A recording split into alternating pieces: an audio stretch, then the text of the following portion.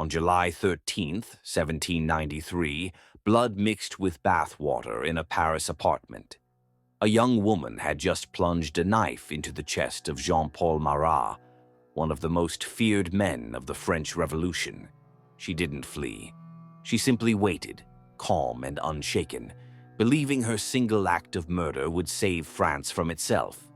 This is the story of Charlotte Corday, the Angel of Assassination who killed a revolutionary and paid the price. In 1793, France was drowning in blood. The promise of the French Revolution, liberty, equality, fraternity, had curdled into paranoia and violence. The guillotine's blade fell every day, and one of the men at the center of the storm was Jean-Paul Marat. A doctor-turned-radical journalist, Marat was the editor of the fiercely influential newspaper L'Ami du Peuple, or The Friend of the People. From its pages, he named supposed enemies of the revolution, and his words were essentially death sentences that riled the Parisian mobs into a frenzy. His writings were a major influence that helped incite the September massacres of 1792, where frenzied crowds slaughtered over 1,000 prisoners. Hundreds of miles from the chaos of Paris, in the quiet province of Normandy, a young woman named Charlotte Corday read the news with growing horror. Born into minor, impoverished nobility and a descendant of the great playwright Pierre Corneille, Corday wasn't your typical aristocrat. Educated in a convent, she was a voracious reader who devoured the works of Enlightenment thinkers like Rousseau and Voltaire. She was a Republican, a true believer in the Revolution's original ideals. But she was a Girondin sympathizer, part of a moderate political faction that wanted a constitutional republic and was horrified by the escalating bloodshed. To Corday, Marat and his radical Jacobin party weren't saving the republic. They were corrupting its very soul. The Girondins pushed for a more measured path, but in the radicalized heart of Paris, moderation looked like weakness or even treason.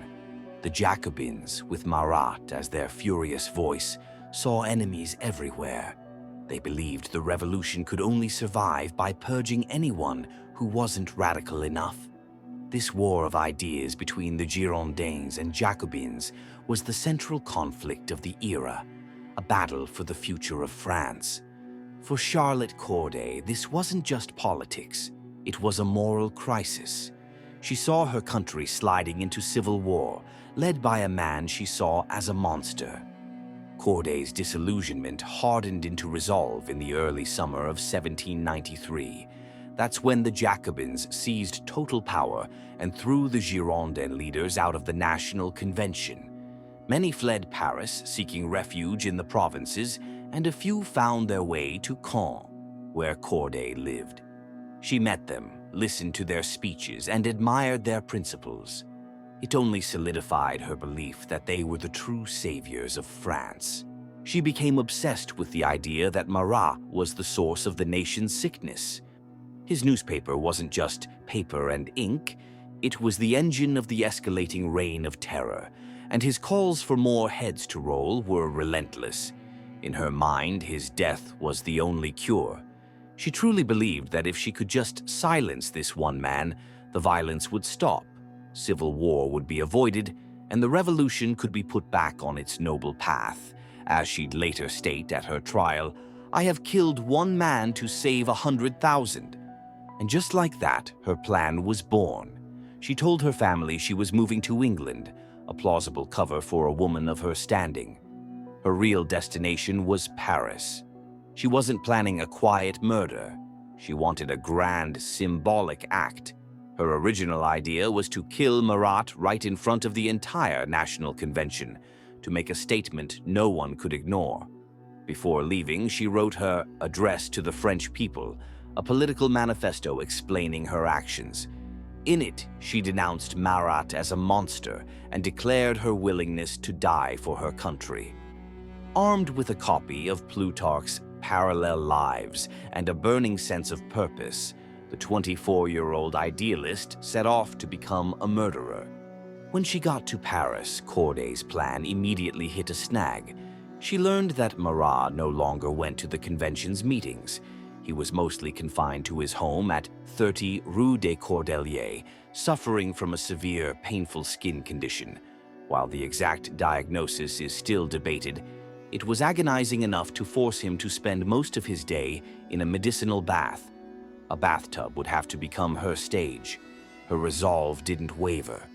Corday adapted.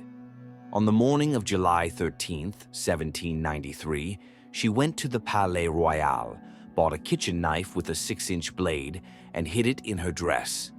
Her new plan: get into his home under a false pretense. Her first attempt failed. She showed up at his apartment and was turned away by Simone Évrard, Marat's partner. Undeterred, Corday wrote him a note, claiming she had sensitive information about fugitive Girondins who'd escaped to her home city of Caen. It was a brilliant, cruel piece of bait. She knew Marat's obsession with hunting down his enemies, and she was sure he wouldn't be able to resist. She returned that evening. The concierge tried to block her again, but as they argued, Marat, who had gotten her note, overheard the commotion from his bath. He called out, ordering them to let her in.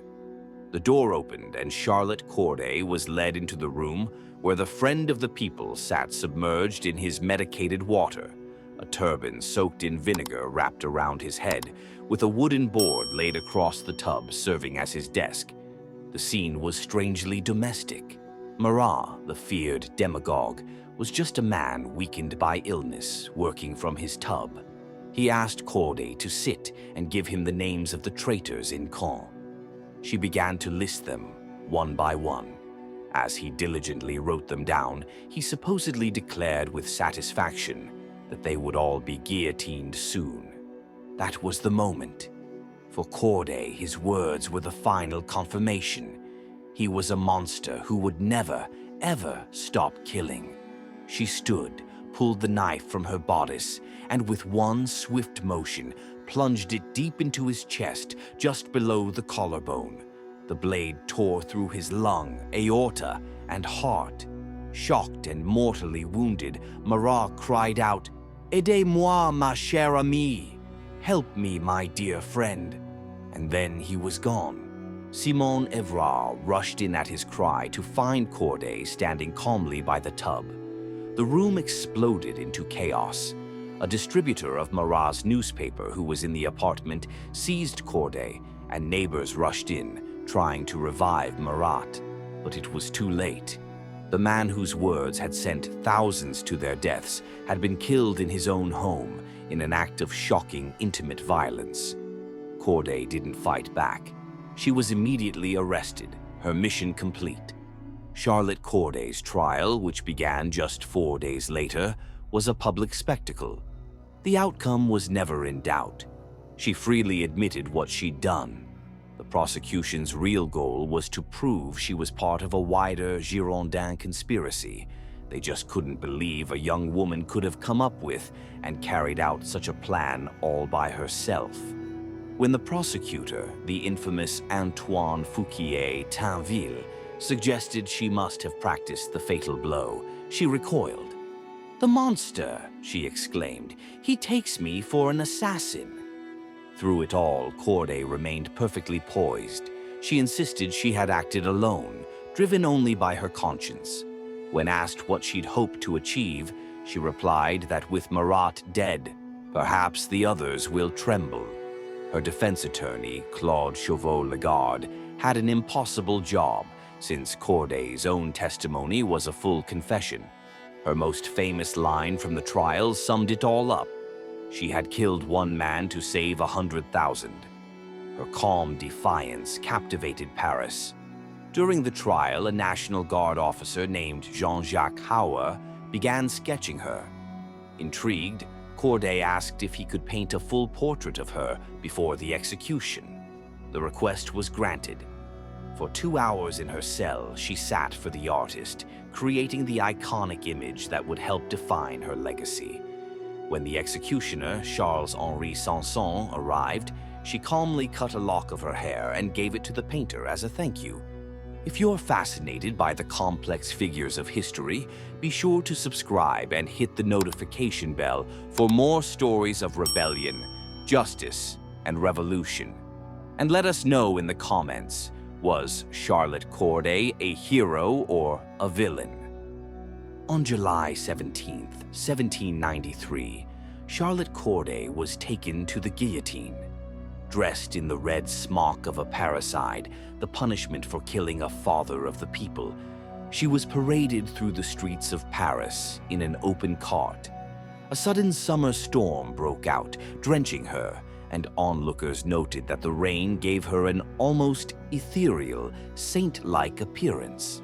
Her execution became as infamous as her crime. After the blade fell, one of the executioner's assistants picked up her severed head and slapped it across the cheek. According to eyewitnesses, her face blushed with indignation, a bizarre anecdote that for centuries fueled speculation about whether consciousness remains even for a moment after decapitation. Corday's act didn't bring peace. In fact, it did the exact opposite. The Jacobins turned Marat into a revolutionary martyr.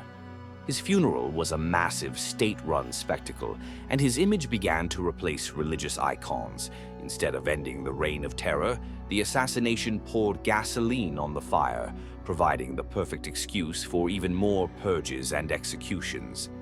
Charlotte Corday's legacy is as complicated as the revolution she tried to save. To the Jacobins, she was a monster. To many others, especially later writers who nicknamed her Angel of Assassination, the Angel of Assassination, she was a hero. She failed in her mission, but she succeeded in becoming an immortal symbol, a testament to how a single person, driven by ideology and a desperate desire for peace, can commit an act of terrible violence in the name of a greater good. She remains a powerful, troubling figure who challenges our understanding of heroism, terrorism, and the bloody price of revolution.